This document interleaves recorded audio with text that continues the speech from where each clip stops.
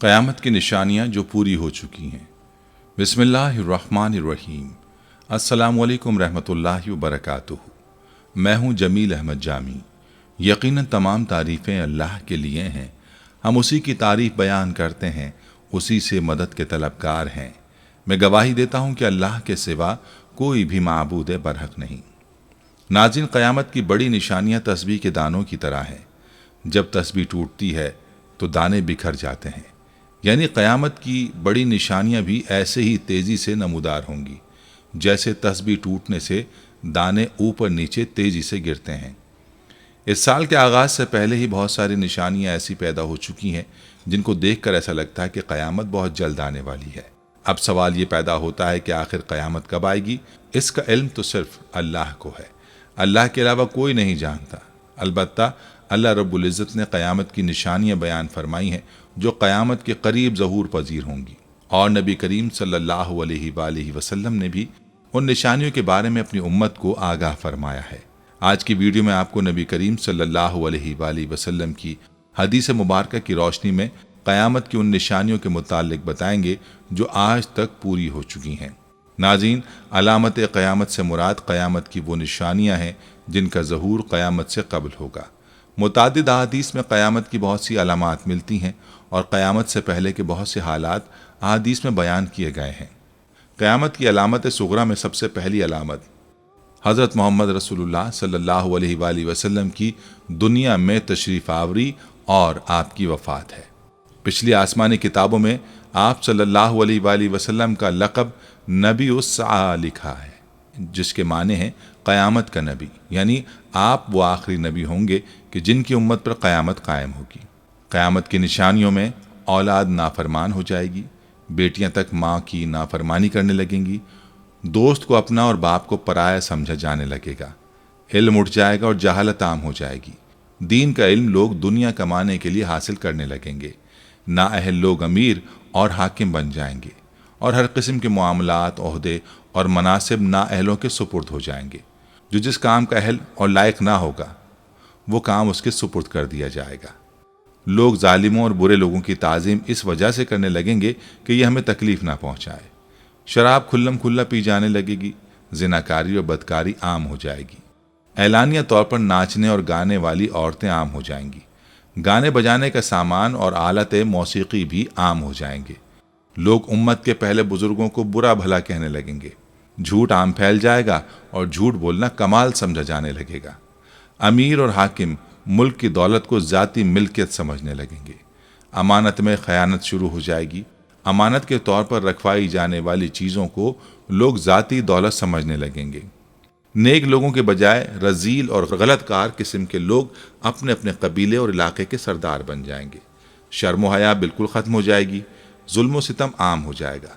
ईमान सिमट कर Medina Munawwara की तरफ चला जाएगा, जैसे सांप सुकड़ कर अपने बिल की तरफ चला जाता है। ऐसे हालात पैदा हो जाएंगे कि दीन पर कायम रहने वाले की वो हालत होगी जो हाथ में अंगारा पकड़ने वाले की होती है। ज़कात को लोग तावान समझने लगेंगे। माल गनीमत को अपना माल समझा जाने लगेगा। माँ की नाफरमानी और बीवी की फर्माबरदारी शुरू हो जाएगी। औरतें ज़्यादा और मर्द कम हो जाएंगे, यहाँ तक कि एक मर्द 50 औरतों का निगरान होगा। क़यामत से पहले हुजूर अकरम सल्लल्लाहु अलैहि वसल्लम की उम्मत में से 30 बड़े कज़्ज़ाब और दज्जाल आएंगे। हर एक नबूवत का दावा करेगा, हालांकि हुजूर अकरम सल्लल्लाहु अलैहि वसल्लम ही आखिरी नबी हैं। आप सल्लल्लाहु अलैहि वसल्लम के बाद कोई नबी नहीं। इराक़ का मशहूर दरिया फ़िरात सोने का एक पहाड़ या सोने का एक ख़जाना ज़ाहिर करेगा जिस पर लोग लड़ेंगे। चुनांचे उस लड़ाई में हर 100 में से 99 कत्ल हो जाएंगे। मुमकिन है सोने के पहाड़ या सोने के ज़ख़ीरे से मुराद इराक़ का तेल हो, वल्लाह आलम। जब ये अलामतें ज़ाहिर हो चुकी होंगी तो सख्त किस्म का अजाब शुरू होगा। उसमें सुर्ख आंधियाँ आएंगी, आसमान से पत्थर बरसेंगे, कुछ लोग ज़मीन में धंसा दिए जाएंगे, लोगों की शक्लें मस्ख हो जाएंगी।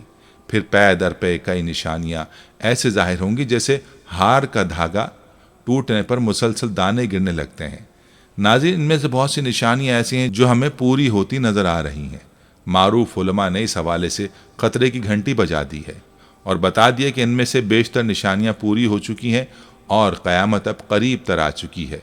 उन पूरी हो जाने वाली निशानियों में कोरोना वायरस की वबा, टेक्नोलॉजी का उरूज اور ایلن مسک کا اسپیس ایکشن مشن کے تحت انسان کو کامیابی سے خلا میں پہنچانا اور دیگر شامل ہیں۔ سعودی عرب اور ایران کے علماء نے کرونا وائرس کے متعلق خبردار کرتے ہوئے کہا ہے کہ یہ قیامت کی نشانیوں میں سے ایک ہے۔ صحیح بخاری اور صحیح مسلم کی احادیث کا حوالہ دیتے ہوئے ان علماء کا کہنا ہے کہ قیامت کی نشانیوں میں ایک یہ بھی ہے کہ قیامت سے قبل ایک بہت بڑی وبا پھیلے گی اور پوری دنیا کو اپنی لپیٹ میں لے گی۔ ممکنہ طور پر کرونا وائرس وہی وبا ہو سکتی ہے۔ علماء کرام قرب قیامت کی ایک نشانی یہ بھی بیان کرتے ہیں کہ قیامت سے قبل ایسا زمانہ آ جائے گا کہ وقت بہت تیزی سے گزرے گا۔ چنانچہ علماء کا کہنا ہے کہ یہ نشانی بھی پوری ہو چکی ہے۔ انٹرنیٹ اور سوشل میڈیا آنے کے بعد سے دنیا اس قدر باہم مربوط اور منسلک ہو گئی ہے کہ کسی کو وقت کا احساس ہی نہیں رہتا اور ایسا لگتا ہے کہ وقت پر لگا کر اڑ رہا ہے۔ اس نشانی کے متعلق حدیث پر اپنی رائے دیتے ہوئے عالم دین شیخ ابن باز نے کہہ رکھا ہے کہ ایک وقت تھا کہ خط ڈاک کے ذریعے بھیجے جاتے تھے اور دوسرے شخص تک پہنچنے میں ہفتے اور مہینے لگتے تھے۔ اس سے پہلے مواصلات کے ذرائع اس سے بھی سست تھے، لیکن آج آن واحد میں پیغام دنیا کے ایک کونے سے دوسرے کونے تک پہنچ جاتا ہے۔ چنانچہ اس حدیث کی روشنی میں دیکھا جائے تو یہ نشانی بھی پوری ہو چکی ہے کہ آج ٹیکنالوجی کے اس دور میں وقت ایک طرح سے اپنی اہمیت کھو چکا ہے۔ صحیح بخاری کے حدیث کے مطابق قرب قیامت کی ایک نشانی یہ بھی ہے کہ اقتدار غلط لوگوں کے ہاتھوں میں آ جائے گا۔ علماء کرام اس نشانی کے متعلق بھی کہتے ہیں کہ آج دنیا بھر کے ممالک کے حکمرانوں کی طرف دیکھیں تو صاف پتہ چلتا ہے کہ یہ نشانی بھی پوری ہو چکی ہے۔ صحیح بخاری میں ہی ایک اور نشانی بتائی گئی ہے۔ قیامت سے قبل لوگ بلند ترین عمارت بنانے میں ایک دوسرے پر سبقت لے جانے کی کوشش کریں گے۔ آج ہم دیکھتے ہیں کہ وہی دور شروع ہو چکا ہے۔ دنیا بھر میں بلند و بالا عمارتیں کھڑی ہو چکی ہیں اور جس ملک میں سب سے زیادہ بلند عمارتیں موجود ہوں وہاں کے حکمران اور شہری اسے فخر کا سبب گردانتے ہیں۔ ان جیسی دیگر نشانیوں کے متعلق بھی علماء کا کہنا ہے کہ وہ پوری ہو چکی ہیں اور اب امام مہدی کا ظہور اور قیامت قریب تر آ چکے ہیں۔ ناظرین، دوسری طرف اگر قیامت کی بڑی نشانیوں کے متعلق بات کریں تو حضرت حذیفہ بن اسید غفاری رضی اللہ عنہ بیان کرتے ہیں کہ نبی کریم صلی اللہ علیہ وآلہ وسلم ہماری طرف متوجہ ہوئے۔ ہم اس وقت مذاکرہ کر رہے تھے۔ آپ نے پوچھا، تم کس چیز کا ذکر کر رہے ہو؟ صحابہ نے کہا، ہم قیامت کا ذکر کر رہے ہیں۔ آپ صلی اللہ علیہ وآلہ وسلم نے فرمایا، قیامت اس وقت تک قائم نہیں ہوگی جب تک تم 10 علامتیں نہ دیکھ لو۔ پھر آپ نے دخان، دھوئیں، دجال، دابۃ الارض، سورج کا مغرب سے طلوع، عیسیٰ بن مریم علیہ السلام کا نزول، یاجوج ماجوج، 3 بار زمین کا دھسنا، مشرق میں دھسنا، مغرب میں دھسنا، جزیرۃ العرب میں دھسنا، اور اس کی آخری علامت آگ ہوگی جو یمن سے نکلے گی اور لوگوں کو محشر کی طرف لے جائے گی۔ نبی کریم صلی اللہ علیہ وآلہ وسلم نے قیامت کی جو بڑی نشانیاں اپنی امت کو بتائی ہیں ان میں سب سے پہلی نشانی دخان ہے، جو ایک بڑا دھواں ہوگا جو ظاہر ہو کر مشرق سے مغرب تک زمین پر چھا جائے گا اور مسلسل 40 روز تک چھایا رہے گا۔ اس کی وجہ سے تمام لوگ سخت پریشان ہو جائیں گے۔ مسلمان تو صرف دماغ و حواس کی کدورت اور زکام میں مبتلا ہوں گے، مگر منافقین و کفار بے ہوش ہو جائیں گے اور ان کے ہوش و حواس اس طرح ہو جائیں گے کہ بعضوں کو کئی دن تک ہوش نہیں آئے گا۔ یاد رہے، اس دھوئیں کا نام دخان ہے، جیسا کہ اس دھوئیں کا ذکر قرآن پاک کی سورہ دخان کی آیت نمبر 10 میں موجود ہے، اور حضرت حذیفہ رضی اللہ تعالی عنہ اور ان کے تابعین کے قول کے مطابق اس آیت میں اسی دھوئیں کی طرف اشارہ کیا گیا ہے۔ اس آیت میں اللہ تعالیٰ کا ارشاد ہے، سو آپ اس دن کا انتظار کیجئے جب آسمان واضح دھواں لائے گا جو لوگوں کو ڈھانپ لے گا، یہ ہے دردناک عذاب۔ اس دن وہ کہیں گے، اے ہمارے رب، ہم سے اس عذاب کو دور کر دے، بے شک ہم ایمان لانے والے ہیں۔ اب ان کے نصیحت قبول کرنے کا وقت کہاں ہے، حالانکہ ان کے پاس واضح ہدایت دینے والے رسول آ چکے تھے۔ پھر انہوں نے اس رسول سے اعراض کیا اور کہا، یہ سکھائے ہوئے دیوانے ہیں۔ سورہ دخان آیت 10 سے 14۔ یاد رہے کہ اس آیت میں آسمان کے دھوئیں لانے سے مراد قرب قیامت میں دھوئیں کا ظاہر ہونا ہے، جیسا کہ قتادہ نے کہا کہ اس آیت کے معنی ہے، یا محمد صلی اللہ علیہ وآلہ وسلم، آپ ان کافروں کے ساتھ اس دن کا انتظار کیجئے جب آسمان پر واضح دھواں چھا جائے گا۔ آسمان کے دھواں لانے کا مطلب یہ ہے کہ قرب قیامت آسمان پر دھواں ظاہر ہوگا اور یہ قرب قیامت کی علامت ہے۔ ایک اور روایت کے مطابق ایام قحط میں کفار کی بھوک کی کیفیت کو مجازاً دھوئیں سے تعبیر فرمایا ہے۔ پیارے دوستو، یہ قیامت کی پہلی بڑی نشانی کے حوالے سے تفصیلی تذکرہ تھا۔ نبی کریم صلی اللہ علیہ وآلہ وسلم نے قیامت کی جو دوسری بڑی نشانی بتلائی ہے وہ ہے دجال کا ظہور۔ یاد رہے کہ دجال کے فتنے کو اس کائنات کا سب سے بڑا فتنہ بتایا گیا ہے، جیسا کہ نبی کریم صلی اللہ علیہ وآلہ وسلم کا فرمان ہے، اس دنیا میں دجال سے بڑا کوئی فتنہ نہیں ہوگا۔ تو آئیے دجال کے بارے میں آپ کو مکمل تفصیل بتاتے ہیں کہ دجال کی شکل و صورت کیسی ہوگی، دجال کے مکر کیا ہوں گے، وہ کہاں موجود ہے اور کہاں سے اس کا ظہور ہوگا، اور اس کا قتل کون کرے گا۔ روایات میں آتا ہے کہ دجال ایک نوجوان مرد ہوگا، وہ بھاری بھرکم جسم اور سرخ رنگت کا مالک ہوگا۔ عوام میں اس کا لقب مسیح ہوگا، بروایت صحیح بخاری و مسلم۔ وہ ایک آنکھ سے کانا ہوگا اور اس کے بال چھوٹے اور گھنگریالے ہوں گے۔ سواری میں ایک بڑا گدھا ہوگا۔ اولاً اس کا ظہور ملک عراق اور شام کے درمیان ہوگا، جہاں نبوت اور رسالت کا دعویٰ کرتا ہوگا۔ پھر وہاں سے اصفہان چلا جائے گا، بروایت مسلم شریف۔ یہاں اس کے ہمراہ 70,000 یہودی ہوں گے۔ یہیں سے خدائی کا دعویٰ کر کے چاروں طرف فساد برپا کرے گا اور زمین کے اکثر مقامات پر گشت کر کے لوگوں سے اپنے آپ کو خدا منوائے گا۔ دوستو، کہتے ہیں کہ لوگوں کی آزمائش کے لیے خدا بند کریم اس سے بڑے بڑے عجیب و غریب کام ظاہر کروائے گا، بروایت مسلم شریف۔ اس کی پیشانی پر لفظ کاف فے رے لکھا ہوگا، بروایت بخاری شریف، جس کی شناخت صرف اہل ایمان ہی کر سکیں گے۔ اس کے ساتھ ایک آگ ہوگی جس کو دوزخ سے تعبیر کرے گا، اور ایک باغ ہوگا جس کو جنت کہے گا۔ مخالفین کو آگ میں اور موافقین کو جنت میں ڈالے گا، بروایت صحیح بخاری۔ اس کے پاس کھانے پینے کی چیزوں کا بہت بڑا ذخیرہ ہوگا، جس کو چاہے گا دے گا۔ جو فرقہ اس کا مخالف ہوگا تو اس سے اشیاء مذکورہ بند کر دے گا۔ اسی قسم کی بہت سی ایذائیں مسلمانوں کو پہنچائے گا، مگر خدا کے فضل سے اللہ کا ذکر اور تسبیح و تقدیس مسلمانوں کو کھانے پینے کا کام دے گی، ابو داؤد۔ دوستو، روایت کے مطابق اس کے ظاہر ہونے سے 2 سال پہلے قحط رہ چکا ہوگا، اور تیسرے سال دوران قحط ہی اس کا ظہور ہوگا، ابو داؤد۔ کہتے ہیں کہ اس کے ساتھ جنت اور دوزخ بھی ہوگی، لیکن حقیقت میں وہ جنت دوزخ ہوگی اور دوزخ جنت ہوگی۔ تو جو شخص اس کی دوزخ میں ڈالا جائے اسے چاہیے کہ سورہ کہف کی ابتدائی آیات پڑھے، تو وہ دوزخ اس کے لیے ایسا ہی باغ ہو جائے گی جیسے ابراہیم علیہ السلام پر ہوئی تھی۔ پیارے دوستو، روایات کے مطابق اس کا ایک فتنہ یہ بھی ہوگا کہ وہ ایک دیہاتی سے کہے گا کہ اگر میں تیرے ماں باپ کو زندہ کر دوں تو کیا تو مجھے خدا مانے گا؟ وہ کہے گا ہاں۔ تو 2 شیطان اس کے ماں باپ کی صورت بنا کر آئیں گے اور اس سے کہیں گے کہ بیٹا اس کی اطاعت کرو، یہ تیرا رب ہے، اور فرمائے کہ ایک فتنہ دجال کا یہ ہے کہ ایک شخص کو مار کر اور چیر کر اس کے 2 ٹکڑے کر دے گا، اور کہے گا دیکھو میں اس بندے کو اب ملاتا ہوں، تو کیا اس کے بعد بھی میرے علاوہ کسی دوسرے خدا کو مانو گے؟ خدا تعالیٰ اس دجال کا فتنہ پورا کرنے کے لیے اسے دوبارہ زندہ کر دے گا۔ دجال اس سے پوچھے گا تیرا رب کون ہے؟ تو وہ کہے گا کہ میرا رب اللہ ہے، اور تو خدا کا دشمن دجال ہے۔ خدا کی قسم اب تو مجھے تیرے دجال ہونے کا پورا یقین ہو گیا۔ اور دوستو، یہ بھی فرمایا کہ دجال کا ایک فتنہ یہ بھی ہوگا کہ دجال آسمان کو حکم کرے گا تو مہ برسے گا، اور زمین کو حکم دے گا تو وہ سبزہ اگائے گی، اور اس روز چرنے والے جانور خوب موٹے تازے ہوں گے، کوکھیں بھری ہوں گی، تھن دودھ سے لبریز ہوں گے۔ سوائے مکہ معظمہ اور مدینہ منورہ کے کوئی خطہ زمین ایسا نہ ہوگا جہاں دجال نہ پہنچا ہوگا۔ مکہ اور مدینہ میں داخل ہوتے وقت فرشتے اس کو ننگی تلواروں سے روکیں گے۔ دجال کے بارے میں ایک تفصیلی روایت میں حضرت ابو امامہ رضی اللہ عنہ فرماتے ہیں کہ نبی کریم صلی اللہ علیہ وآلہ وسلم نے ہم کو خطبہ دیا اور ایک لمبی تقریر فرمائی، اس میں دجال کا حال بھی بیان کیا۔ آپ صلی اللہ علیہ وآلہ وسلم نے فرمایا، جب سے اللہ تعالیٰ نے اولاد آدم کو پیدا کیا ہے اس وقت سے اب تک دجال کے فتنے سے بڑھ کر کوئی فتنہ پیدا نہیں فرمایا۔ تمام انبیاء اپنی امتوں کو دجال سے خوف دلاتے رہے ہیں۔ چونکہ تمام انبیاء علیہ السلام کے آخر میں میں ہوں اور تم بھی آخری امت ہو، اس لیے دجال تم ہی لوگوں میں پیدا ہوگا۔ اگر وہ میری زندگی میں ظاہر ہو جاتا تو میں تم سب کی جانب سے اس کا مقابلہ کرتا، لیکن چونکہ وہ میرے بعد ظاہر ہوگا اس لیے ہر شخص اپنے نفس کی جانب سے اپنا بچاؤ کر لے گا، اللہ میری جانب سے اس کا محافظ ہوگا۔ اور مزید فرمایا، سنو، دجال شام و عراق کے مابین مقام خلا سے ہوگا اور اپنے دائیں بائیں ملکوں میں فساد پھیلائے گا۔ اے اللہ کے بندو، ایمان پر ثابت قدم رہنا۔ میں تم کو اس کی وہ حالت سناتا ہوں جو مجھ سے پہلے کسی نے بھی بیان نہیں کی۔ پہلے تو وہ نبوت کا دعویٰ کرے گا، تو پھر کہے گا میں خدا ہوں، نعوذ باللہ، تم مرنے سے پہلے خدا کو دیکھ نہیں سکتے۔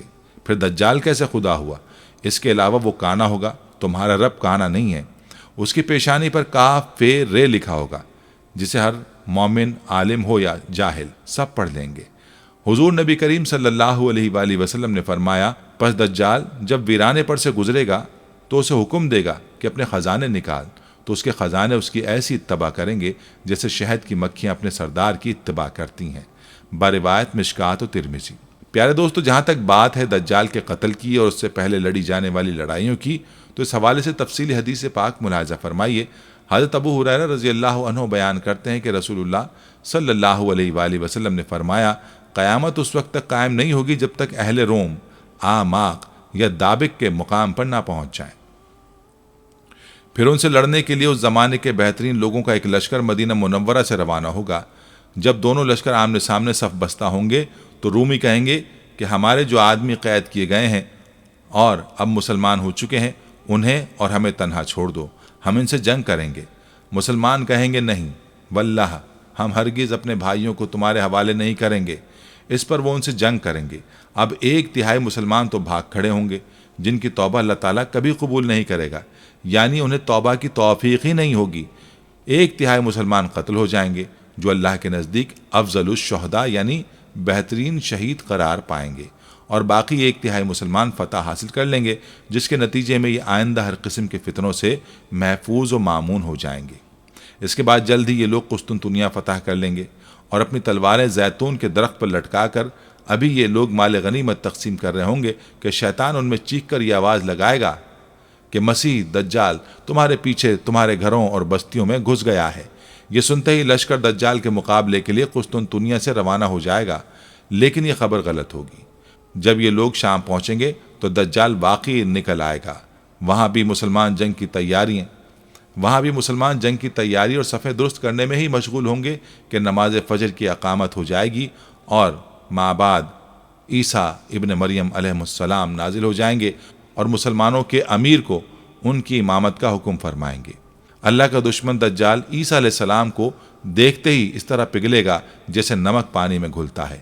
اگر عیسیٰ علیہ السلام اسے چھوڑ بھی دیتے تب بھی وہ گھل گھل کر ہلاک ہو جاتا، لیکن اللہ تعالیٰ اسے حضرت عیسیٰ علیہ السلام کے ہاتھوں قتل کروائے گا اور وہ اپنے نیزے پر اس کا خون لوگوں کو دکھائیں گے۔ اس حدیث کو امام مسلم اور ابن حبان نے روایت کیا ہے۔ دوستو، دجال کے قتل کے حوالے سے ایک اور حدیث مسلم شریف میں یوں بیان ہوئی ہے کہ حق تعالی شانہ عیسیٰ علیہ السلام کو بھیجے گا۔ عیسیٰ علیہ السلام دمشق کی جامع مسجد کے سفید مینار کے پاس اتریں گے۔ دمشق شہر میں مشرق کی طرف زرد رنگ کا کپڑا پہنے ہوئے، اپنے دونوں ہاتھ 2 فرشتوں کے بازوؤں پر رکھے ہوئے۔ جب عیسیٰ علیہ السلام اپنا سر جھکائیں گے تو پسینہ ٹپکے گا، اور جب اپنا سر اٹھائیں گے تو موتی کی طرح بوندیں بہیں گی۔ جس کافر کے پاس عیسیٰ علیہ السلام اتریں گے اس کو ان کے دم کی بھاپ لگے گی، وہ مر جائے گا، اور ان کے دم کا اثر وہاں تک پہنچے گا جہاں تک ان کی نظر پہنچے گی۔ پھر عیسیٰ علیہ السلام دجال کو تلاش کریں گے، اس کو باب اللد پر پائیں گے اور اس کو قتل کریں گے۔ پھر عیسیٰ علیہ السلام ان لوگوں کے پاس آئیں گے جن کو اللہ تعالیٰ نے دجال سے بچایا، اور شفقت سے ان کے چہروں کو سہلائیں گے اور ان کو خبر دیں گے ان مقامات کی جو جنت میں ان کے لیے رکھے گئے ہیں۔ پیارے دوستو، دخان اور دجال کے حوالے سے تفصیل آپ ملاحظہ کر چکے ہیں۔ تیسری بڑی نشانی ہے دابۃ الارض۔ دابۃ الارض سے مراد ایک عجیب الخلقت اور نادر شکل جانور ہے جو مسجد الحرام میں کوہ صفا و مروہ کے درمیان سے برآمد ہوگا، جس کا ذکر قرآن مجید میں بھی کیا گیا ہے۔ علماء نے لکھا ہے کہ یہ وہ جانور چوپائے کی صورت میں ہوگا جس کی درازی 60 گز کی ہوگی۔ اس کے نمودار ہونے کی صورت یہ ہوگی کہ کوہ صفا جو کعبہ کی مشرقی جانب واقع ہے یکایک زلزلے سے پھٹ جائے گا اور اس میں سے یہ جانور نکلے گا۔ اس کے ہاتھ میں حضرت موسیٰ علیہ السلام کا عصا ہوگا اور دوسرے ہاتھ میں حضرت سلیمان علیہ السلام کی انگشتری ہوگی۔ تمام شہروں اور علاقوں میں اتنی تیزی کے ساتھ دورہ کرے گا کہ کوئی فرد بشر اس کا پیچھا نہ کر سکے گا اور دوڑ میں اس کا مقابلہ کر کے اس سے چھٹکارا نہ پا سکے گا۔ جہاں جہاں جائے گا ہر شخص پر نشان لگاتا جائے گا۔ جو شخص صاحب ایمان ہوگا اس کو حضرت موسیٰ علیہ السلام کے عصا سے چھوئے گا اور اس کی پیشانی پر مومن لکھ دے گا، اور جو کافر ہوگا اس پر حضرت سلیمان علیہ السلام کی انگشتری سے سیاہ مہر لگا دے گا اور ان کے منہ پر کافر لکھ دے گا۔ پیارے دوستو، تفسیر ابن کثیر کے مطابق جس جانور کا یہاں ذکر ہے یہ لوگوں کے بالکل بگڑ جانے اور دین حق کو چھوڑ بیٹھنے کے وقت آخری زمانے میں ظاہر ہوگا، جبکہ لوگوں نے دین حق کو بدل دیا ہوگا۔ بعض کہتے ہیں کہ یہ مکہ شریف سے نکلے گا، بعض کہتے ہیں کسی اور جگہ سے، جس کی تفصیل آگے آنے والی ہے۔ کہتے ہیں کہ وہ جانور بولے گا، باتیں کرے گا اور کہے گا کہ لوگ اللہ کی آیتوں کا یقین نہیں کرتے تھے۔ ابن جریر اسی کو مختار کہتے ہیں، لیکن اس قول میں نظر ہے، واللہ عالم۔ ابن عباس کا قول ہے کہ وہ انہیں زخمی کرے گا، ایک روایت میں کہ وہ یہ اور وہ دونوں کرے گا۔ یہ قول بہت اچھا ہے اور دونوں باتوں میں کوئی تضاد نہیں ہے، واللہ عالم۔ دوستو، وہ احادیث جو دابۃ الارض کے بارے میں مروی ہیں ان میں سے کچھ ہم یہاں بیان کرتے ہیں۔ ابو داؤد میں دابۃ الارض 3 مرتبہ نکلے گا، دور دراز کے جنگل سے ظاہر ہوگا اور اس کا ذکر شہر یعنی مکہ تک نہ پہنچے گا، پھر ایک لمبے زمانے کے بعد دوبارہ ظاہر ہوگا اور لوگوں کی زبانوں پر اس کا قصہ چڑھ جائے گا، یہاں تک کہ مکہ میں بھی اس کی شہرت پہنچے گی۔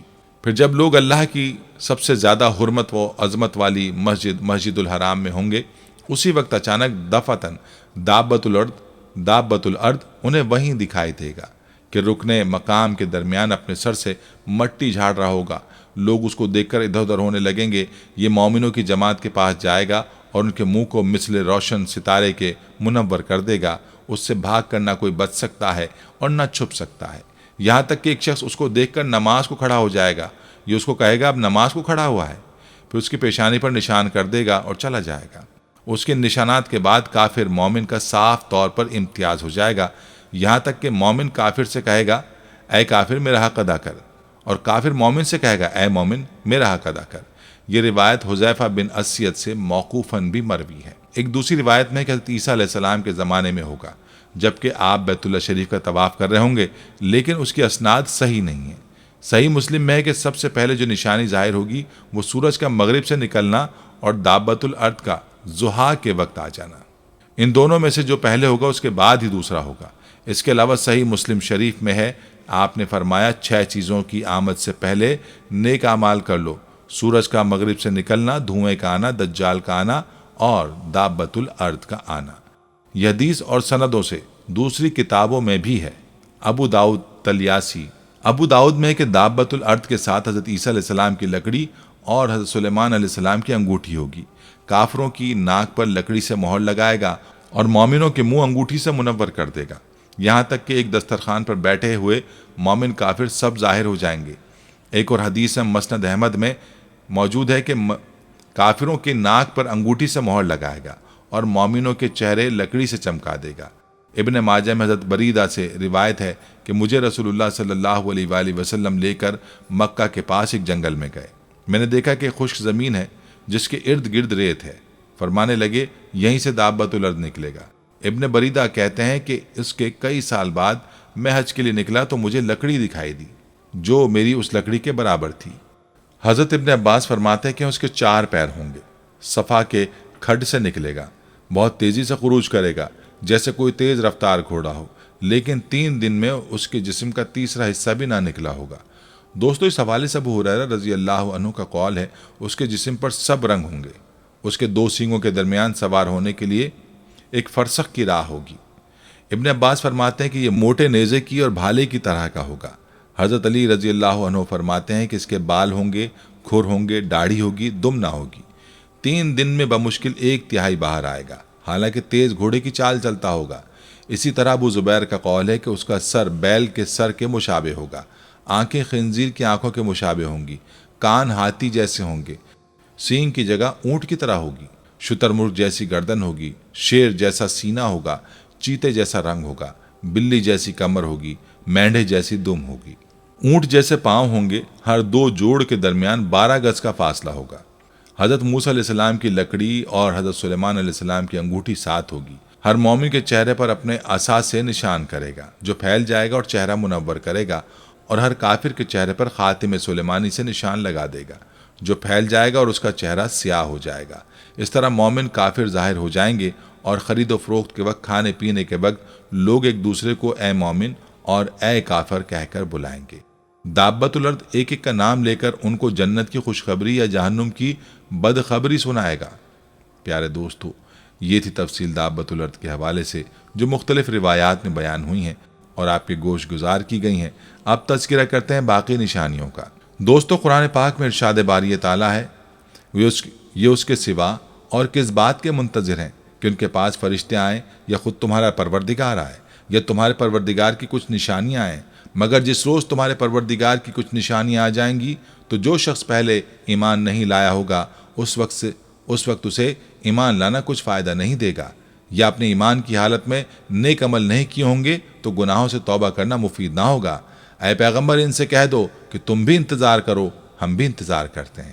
پیارے دوستو، ان آیات میں اللہ تعالیٰ کافروں اور پیغمبروں کے مخالفوں کو اور اپنی آیات کے جھٹلانے والوں کو اور اپنی راہ سے روکنے والوں کو ڈرا رہا ہے کہ کیا انہیں قیامت کا انتظار ہے جبکہ فرشتے بھی آئیں گے اور خود اللہ قہار بھی۔ وہ وقت بھی ہوگا جب ایمان سے بے سود اور توبہ بیکار ہو جائے گی۔ بخاری شریف میں اس آیت کی تفسیر میں ہے کہ رسول اللہ صلی اللہ علیہ وآلہ وسلم فرماتے ہیں، قیامت قائم نہ ہوگی جب تک سورج مغرب سے نہ نکلے۔ جب یہ نشان ظاہر ہو جائے گا تو زمین پر جتنے لوگ ہوں گے سب ایمان لے آئیں گے، لیکن اس وقت کا ایمان محض بے سود ہوگا۔ پھر آپ نے یہی آیت پڑھی اور حدیث میں ہے کہ جب قیامت کی 3 نشانیاں ظاہر ہو جائیں تو بے ایمان کو ایمان لانا، خیر سے رکے ہوئے لوگوں کو اس کے بعد نیکی یا توبہ کرنا کچھ سود مند نہ ہوگا۔ سورج کا مغرب سے نکلنا، دجال کا آنا، دابت الارض کا ظاہر ہونا دابت الارض کا ظاہر ہونا۔ جبکہ مذکورہ حدیث میں سورج کا نکلنا 4تھے نمبر پر بیان ہوا ہے۔ اگلی نشانی حضرت عیسیٰ علیہ السلام کا نزول ہے۔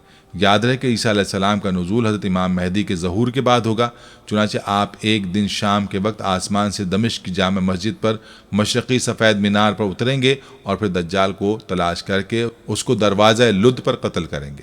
لد شام میں ایک موضع کا نام ہے اور بعض حضرات اس کو فلسطین کے ایک موضع کا نام بتایا ہے۔ پھر آپ کا نکاح ہوگا اور آپ 40 سال تک دنیا میں رہیں گے اور آپ کی تدفین بھی نبی کریم صلی اللہ علیہ وآلہ وسلم کے ساتھ ہوگی۔ روایات سے معلوم ہوتا ہے کہ دجال کو حضرت عیسیٰ علیہ السلام قتل کریں گے، جیسا کہ دجال کے ذکر میں اس کی تفصیل آپ نے ملاحظہ کی۔ آپ کو بتاتے چلیں کہ یاجوج ماجوج دراصل 2 قبیلوں کے نام ہیں جو یافس ابن نوح کی اولاد میں سے ہیں۔ یہ دونوں قبیلے بہت وحشی مگر طاقتور تھے۔ ان کا خاص مشغلہ لوٹ مار اور زمین پر فساد پھیلانا تھا۔ یہ قبیلے جس گھاٹی میں رہا کرتے تھے اس کو ذوالقرنین نے ایسی دیوار سے جس کی بلندی اس گھاٹی کے دونوں طرف کے پہاڑوں کی چوٹی تک پہنچتی ہے اور موٹائی 60 گز کی ہے، بلند کر دیا تھا تاکہ لوگ ان قبیلوں کی چیرہ دستیوں سے محفوظ رہ سکیں۔ جب قیامت آنے کو ہوگی اور یاجوج ماجوج کے نکلنے کا وقت آئے گا تو دیوار ٹوٹ جائے گی۔ قرآن پاک میں مزید اس بات کا ذکر موجود ہے کہ کس طرح ذوالقرنین نے اس قوم کو یاجوج ماجوج کی الغار سے بچانے کے لیے دیوار بنائی۔ یاد رہے کہ جو دیوار بنائی گئی تھی کوئی خیالی اور معنوی نہیں بلکہ حقیقی اور حسی ہے، جو کہ لوہے اور پگھلے ہوئے تانبے سے بنائی گئی تھی، جس سے وقتی طور پر یاجوج ماجوج کا فتنہ دب گیا۔ جب یہ دیوار تعمیر ہو گئی تو ذوالقرنین نے اللہ کا شکر ادا کیا جس نے یہ دیوار بنانے اور لوگوں کو آئے دن کی پریشانیوں سے نجات دلانے کی توفیق بخشی، مگر ساتھ ہی لوگوں کو یہ بھی بتا دیا کہ یہ دیوار اگرچہ بہت مضبوط اور مستحکم ہے مگر یہ لازوال نہیں، جو چیز بھی بنی ہے بالآخر فنا ہونے والی ہے، اور جب میرے رب کے وعدے کا وقت قریب آئے گا تو وہ اس کو پیوند خاک کر دے گا، اور میرے رب کا وعدہ برحق ہے۔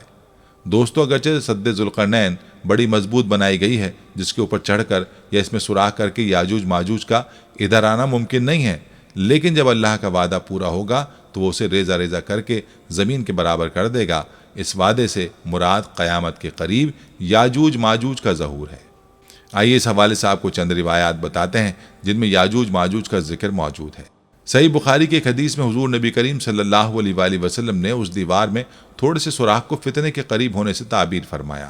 ایک اور حدیث میں آتا ہے کہ یاجوج ماجوج ہر روز اس دیوار کو کھودتے ہیں پھر کل کے لیے چھوڑ دیتے ہیں، لیکن جب اللہ کی مشیت ان کے خروج کی ہوگی تو پھر وہ کہیں گے کہ کل انشاءاللہ اس کو کھودیں گے، اور پھر دوسرے دن وہ اس سے نکلنے میں کامیاب ہو جائیں گے اور زمین پر فساد پھیلائیں گے، یعنی انسانوں کو بھی کھانے سے گریز نہیں کریں گے۔ تو اللہ کی طرف سے حضرت عیسیٰ علیہ السلام کو حکم ہوگا کہ وہ مسلمانوں کو کوہ طور کی طرف جمع کر لے، کیونکہ یاجوج ماجوج کا مقابلہ کسی کے بس میں نہ ہوگا۔ حضرت عیسیٰ علیہ السلام اور ان کے ساتھی اس وقت ایسی جگہ کھڑے ہوں گے جہاں غذا کی سخت قلت ہوگی۔ پھر لوگوں کی درخواست پر حضرت عیسیٰ علیہ السلام یاجوج ماجوج کے لیے بد دعا فرمائیں گے، پس اللہ تعالیٰ ان کی گردنوں اور کانوں میں کیڑا پیدا کر دے گا جو بعد میں پھوڑا بن جائے گا، جس کے پھٹنے سے ہلاک ہونا شروع ہو جائیں گے، سب کے سب مر جائیں گے۔ ان کی لاشوں سے ایک بالش زمین بھی خالی نہ ہوگی اور ہر طرف ان کی لاشوں کی گندی بدبو پھیل جائے گی۔ پھر عیسیٰ ابن مریم دعا کریں گے تو اللہ جل شانہ اونٹ کی گردن کے برابر پرندے بھیجیں گے جو ان کی لاشوں کو اٹھا کر جانے کہاں پھینک دیں گے۔ پھر ایک بارش ہوگی جس سے کل زمین صاف و شفاف ہو جائے گی اور ہر طرف ہریالی اور خوشحالی ہوگی۔ دوستو، اب ذکر کرتے ہیں زمین میں دھنسنے کا، جس کو مذکورہ حدیث میں 3 خسوف کہا گیا ہے، اور آپ صلی اللہ علیہ وآلہ وسلم نے 3 خسوف کا ذکر 3 نشانیوں کے طور پر بیان فرمایا ہے۔ خسوف کے بارے میں ابن مالک نے کہا ہے کہ عذاب الہی کے طور پر زمین کا دھنس جانا مختلف زمانوں میں اور مختلف علاقوں میں واقع ہو چکا ہے، لیکن احتمال ہے کہ یہاں حدیث میں جن 3 خسوف کا ذکر فرمایا ہے وہ پہلے واقع ہو چکنے والے خسوف کے علاوہ ہوں گے اور ان سے بھی زیادہ سخت ہوں گے۔ معلوم ہوا کہ قیامت کی بڑی نشانیوں میں سے ایک نشانی یہ بھی ہے کہ روئے زمین پر زمین کے پھٹ جانے یا دھس جانے کے 3 ایسے واقعات رونما ہوں گے کہ لوگ بہت زیادہ خوفزدہ ہو جائیں گے، کیونکہ ان کے اثرات بہت ہی ہولناک ہوں گے۔ یوں تو دنیا میں پہلے بھی زمین کے پھٹنے کے ایسے کئی واقعات سننے کو مل چکے ہیں، لیکن جن واقعات کی خبر آپ صلی اللہ علیہ وآلہ وسلم دی ہے وہ ہماری سوچ سے بالاتر ہے۔ وہ کس قدر بھیانک عذاب ہوگا کہ روئے زمین پر کوئی بھی اس کے خوف سے بچ نہ پائے گا۔ زمین کا دھسنا قیامت کبریٰ کی نشانیوں میں سے ہے۔ وہ کب ہونا ہے، کس جگہ ہونا ہے، اس کا علم تو صرف اللہ پاک کی ذات اقدس ہی جانتی ہے، لیکن آپ صلی اللہ علیہ وآلہ وسلم نے ان سمتوں کی طرف اشارہ ضرور دیا ہے کہ ایک واقعہ اہل مغرب کی طرف ہوگا، وہ اس قدر بھیانک ہوگا کہ پورا مغرب اس کے خوف کی لپیٹ میں ہوگا، جبکہ دوسرا واقعہ اہل مشرق کی طرف ہوگا، تیسرا واقعہ اہل عرب کی سرزمین پر ہوگا۔ یاد رہے کہ زمین کا دھس جانا اللہ رب العزت کے احکامات کی پامالی، نافرمانی، ناشکری اور اس کے عذاب کو دعوت دینے کی طرف اشارہ ہے۔ معلوم ہوتا ہے کہ جیسے آنے والے وقت میں روئے زمین پر سے بدکار، گنہگار اور نافرمان لوگوں کا ڈیرا ہوگا، جو کثرت گناہ کی دلدل میں جکڑے ہوں گے،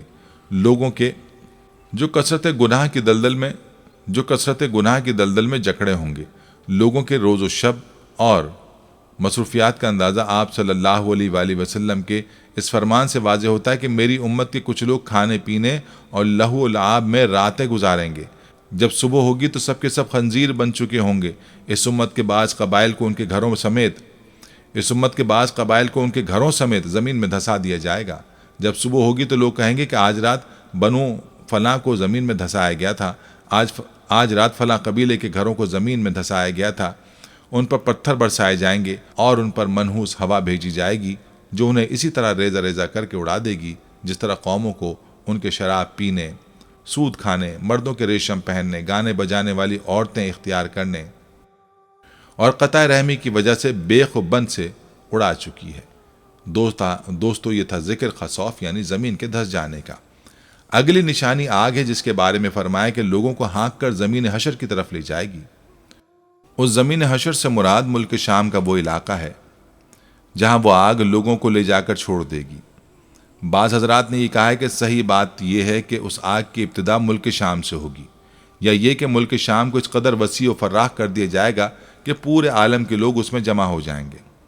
بہرحال حدیث کے اس جملے کا مفہوم یہ نہیں ہے کہ اس آگ کا لوگوں کو ہانکنا حشر کے بعد ہوگا۔ اگر زمین حشر سے مراد میدان حشر لیا جاتا تو یقیناً یہ مفہوم پیدا ہوتا اور اس پر اعتراض بھی واقع ہوتا، لیکن جب یہاں میدان حشر مراد ہی نہیں تو پھر کوئی اعتراض بھی پیدا نہیں ہو سکتا۔ نیز ایک روایت میں یہ منقول ہے کہ وہ آگ حجاز کی سرزمین سے نمودار ہوگی، یہاں تک کہ حدیث میں اس کا یمن کی جانب سے نمودار ہونا بھی بیان کیا گیا ہے۔ لہذا قاضی ایاز نے یہ کہا ہے کہ ہو سکتا ہے کہ قیامت کے نشانے کے طور پر جس آگ کا ذکر کیا گیا ہے وہ ایک نہیں 2 ہوں گی، اور وہ دونوں لوگوں کو گھیر کر ہانک کر زمین حشر یعنی ملک شام کی طرف لے جائیں گی، یا یہ کہ وہ آگ تو ایک ہی ہوگی جو ابتدا میں یمن کی جانب سے نکلے گی، لیکن اس کا ظہور حجاز کی سرزمین سے ہوگا۔ اس موقع پر اس بات کی وضاحت بھی ضروری ہے کہ اس سلسلے میں بخاری کی جو روایت ہے اس میں فرمایا گیا کہ قیامت کی علامتوں میں سب سے پہلی علامت وہ آگ ہوگی جو لوگوں کو مشرق کی طرف سے گھیر کر ہانک کر مغرب کی طرف لے جائے گی، جبکہ حقیقت میں وہ آگ سب سے آخری علامت ہوگی، جیسا کہ یہاں حدیث میں مذکور ترتیب سے واضح ہوتا ہے۔ بس اس تضاد کو اس تعبیل کے ذریعے دور کیا جائے گا کہ قیامت کی سب سے آخری نشانی مذکورہ آگ ہوگی، اور بخاری کی روایت میں آگ کو جو سب سے پہلے نشانی قرار دیا گیا ہے تو وہ اس اعتبار سے قیامت کی ان نشانیوں میں سب سے پہلی نشانی ہوگی جس کے بعد دنیا کی چیزوں میں سے کوئی چیز باقی نہیں رہے گی، بلکہ ان نشانیوں کے وقوع پذیر ہونے کے ساتھ ہی سور پھونکا جائے گا۔ ان کے برخلاف یہاں حدیث میں جن نشانیوں کا ذکر کیا گیا ہے ان میں سے ہر ایک نشانی کے بعد بھی دنیا کی چیزیں باقی رہیں گی۔ دوستو، روایت میں ایک ایسی ہوا کا بھی ذکر کیا گیا ہے جو لوگوں کو سمندر میں پھینک دے گی۔ یہ روایت بظاہر اس روایت کے خلاف ہے جس میں آگ کا ذکر ہے۔ بس ان دونوں روایتوں کے درمیان مطابقت اور یکسانیت پیدا کرنے کے لیے یہ کہا گیا ہے کہ اس دوسری روایت میں لفظ ناس سے مراد کفار ہیں اور ان کو ہانکنے والی آگ ہوا کے سخت جھکڑ کے ساتھ ملی ہوئی ہوگی تاکہ ان کفار کو سمندر میں دھکیلنے کا عمل تیز رفتاری کے ساتھ پورا ہو۔ نیز مذکورہ آگ جس کا پانی آگ کی صورت میں تبدیل ہو جائے گا۔ پیارے دوستو، یہ تھا تذکرہ قیامت کی 10 بڑی نشانیوں کا۔ ہم یہ امید کرتے ہیں کہ آپ کو ہماری آج کی یہ ویڈیو ضرور پسند آئی ہوگی۔ آخر میں آپ سے ایک بار پھر درخواست ہے کہ آپ ہمارے چینل کو ضرور سبسکرائب کر لیں اور ساتھ ہی لگے گھنٹی کے بٹن کو بھی کلک کریں تاکہ آپ کے پاس ہماری آنے والی مزید معلوماتی ویڈیوز کا نوٹیفیکیشن بر وقت ملتا رہے۔ اللہ تعالیٰ آپ کو اپنے حفظ و امان میں رکھے، آمین۔ آخر میں پیارے دوستو، ہر ویڈیو کے اختتام میں ہم نے ایک دعا کا سلسلہ شروع کیا ہوا ہے۔ جو بھی اس دعا میں شامل ہوگا، میرا دعویٰ ہے کہ اللہ پاک اس کی تمام جائز حاجات کو پورا کریں گے۔ اپنی دعا کا آغاز درود ابراہیمی سے کرتے ہیں۔ آپ سب دوست اور بہنیں پہلے میرے ساتھ مل کر درود پاک پڑھ لیں اور کمنٹس میں آمین لازمی لکھیے گا۔ اللہ پاک اس آمین کو لکھنے کی برکت سے آپ کی اور میری تمام جائز حاجات کو پورا فرمائیں گے۔ دعا کا آغاز کرتے ہیں۔ بسم اللہ الرحمن الرحیم۔ اللہم صلی علی محمد وعلی آل محمد کما صلیت علی ابراہیم وعلی آل ابراہیم انک حمید مجید۔ اللہم بارک علی محمد وعلی آل محمد کما بارکت علی ابراہیم وعلی آل ابراہیم انک حمید مجید۔ تمام حمد و ثنا رب ذوالجلال کے لیے ہیں، جس کی رحمت سے نا امیدی نہیں، جس کی نعمتوں سے دامن خالی نہیں، جس کی مغفرت سے مایوسی نہیں، اور جس کی رحمتوں کا فیضان کبھی نہیں رکتا۔ اے اللہ پاک، اے اللہ تو پاک ہے، تیرا شکر ادا کرتے ہیں اس اقرار کے ساتھ کہ تیرے سوا کوئی معبود نہیں، تو سب سے بڑا ہے، تیرا کوئی شریک نہیں اور نہ ہی کوئی ہمسر ہے۔ زمین و آسمان پر جتنی بھی مخلوقات ہیں، تو سب کا مالک ہے اور تو ہی سب کا پالنے والا ہے۔ اے اللہ پاک، بلا شبہ تو ہم سے محبت کرتا ہے، یہی وجہ ہے کہ تو نے ہمیں ایمان کی دولت سے نوازا اور ہمیں اپنے محبوب صلی اللہ علیہ وآلہ وسلم کا امتی بنایا۔ یا اللہ، اپنے پیارے حبیب پاک صلی اللہ علیہ وآلہ وسلم کے صدقے ہماری زندگیوں کو پرسکون اور آسان بنا دے۔ یا الہی، ہم سب کے گناہ معاف فرما دے، ہم سب کو عابد اور سحر خیز بنا دے، ہم پر راز شوق آشکار کر دے، ہمیں غلامی مصطفیٰ صلی اللہ علیہ وآلہ وسلم سے سرفراز فرما دے، ہمارے دلوں کی ویران بستی کو اپنی رحمت سے آباد کر دے اور ہمیں اس راستے پر ہمیشہ قائم رکھ جو نبی پاک صلی اللہ علیہ وآلہ وسلم نے بتلایا ہے۔ یا اللہ پاک، ہم سب کو سچے دل سے توبہ کرنے کی توفیق عطا فرما دے۔ اے رب رحیم، ہم گناہوں کی دلدل میں ڈوب گئے ہیں، ہم بدکاریوں کی مستیوں میں گر پڑے ہیں، ہم مایوسیوں کے اندھیروں میں بھٹک رہے ہیں، رحمت الہی سے خود ہی روٹھ گئے ہیں۔ اے اللہ، ہم ندامت کے آنسوؤں سے ناآشنا ہیں، ہم ایک سچی توبہ کے طلبگار ہیں۔ اے اللہ پاک، اپنی رحمت سے ہمیں وہ سچی توبہ عطا فرما۔ اے پروردگار، ہمیں، ہمارے والدین کو، ہمارے اہل و عیال کو، ہمارے آباء و اجداد اور ہماری آنے والی نسلوں کو اپنی عافیت عطا فرما۔ ہم سب کو بے حساب رزق عطا فرما، ہم سب کو حاسدوں کے حسد سے بچا۔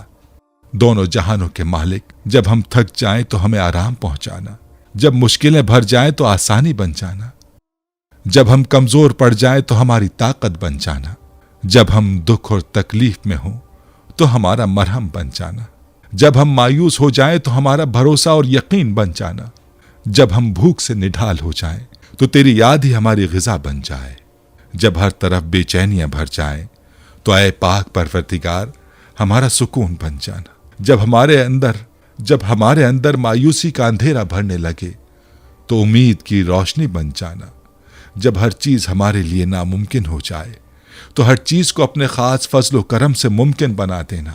اے ارض و سما کے مالک، تو غفور ہے، تو رحیم ہے، ہم سب کی توبہ قبول کرنا۔ ہمارے صغیرہ کبیرہ گناہوں کو دھو دے، ہمارے دلوں کو ہدایت عطا فرما، ہماری زبان کو درستگی اور نرمی عطا فرما، ہم سب کو گناہوں سے بچا اور نیک اعمال کرنے کی توفیق عطا فرما۔ اے اللہ، جس طرح تو بارش برسا کر سوکھی زمین کی پیاس بجھاتا ہے، اسی طرح اپنی رحمت سے ہمارے دلوں کو بھی سیراب کر دے۔ بے شک تو بڑا مہربان اور نہایت رحم کرنے والا ہے۔ اے پروردگار، ہم سب کو ہر اس نعمت سے سرفراز فرما جس میں ہمارے لیے خیر و برکت ہو، عزت و وقار ہو، راحت و سکون ہو، صحت اور تندرستی ہو، ترقی ہو، خوشحالی ہو اور دنیا اور آخرت کی بھلائی ہو۔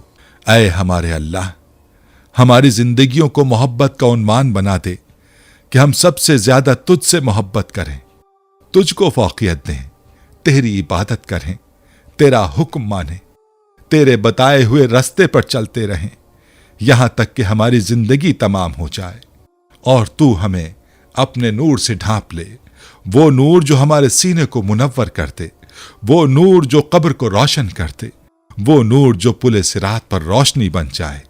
اے ہمارے رب، ہم کو بھی ان خوش نصیبوں میں شامل فرما جن کی توبہ تو قبول کرتا ہے، جن کے گناہوں کو تو اپنے فضل و کرم اور رحمت سے نیکیوں میں تبدیل کرتا ہے۔ یا اللہ، ہمارے پاس کوئی عمل نہیں ہے، ہمیں صرف تیری رحمت کا آسرا ہے۔ اے پروردگار، ہمیں اپنی رحمت میں ڈھانپ لے۔ اے بلندیوں کے بادشاہ، اے رب کائنات، ہمارے دل اور ہمارے قدم اپنی رضا کی طرف پھیر دے۔